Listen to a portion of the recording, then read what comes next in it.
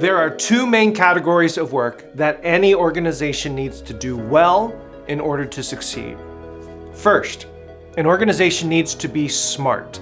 That is, you need to attend to the technical and strategic aspects of the work. This would be anything from the actual technologies used, the systems you put in place, the marketing you deploy, the brand identity and reputation you push forward into the world, and of course, budgets, how you handle money. But in addition to being smart, an organization must also be healthy.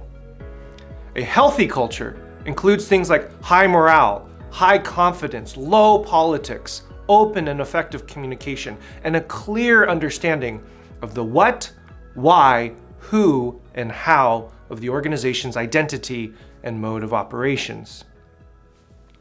All of these things affect how people feel and how people act in your organization. And all of them put together make up the way we do things around here, the rules that people follow, written or unwritten. In other words, the culture of your organization.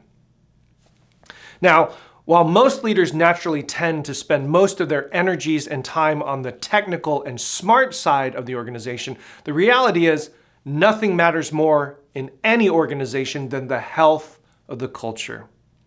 The culture you create will make or break your strategy every time.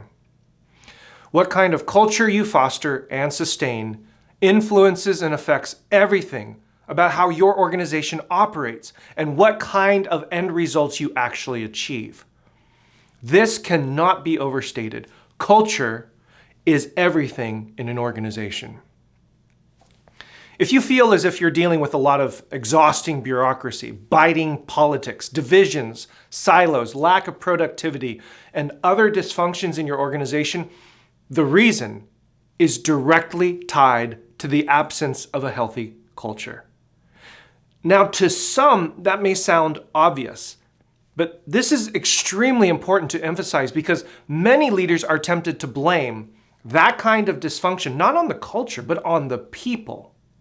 And if you blame the people, you will use individual accountability or punishments as a corrective, which may put out a fire or two, but it won't solve the root problem. Some leaders amazingly ignore such behaviors by simply believing it's a quirk of an individual that others will just have to put up with. After all, quote, nobody's perfect. It's really amazing how many leaders simply think that problems go away if you ignore them. Here's a pro tip.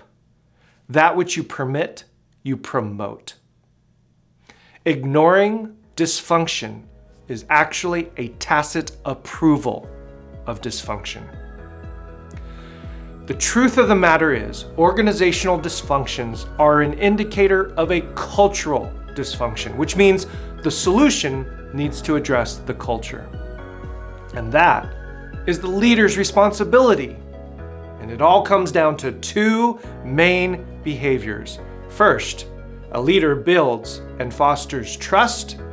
Second, a leader communicates clearly.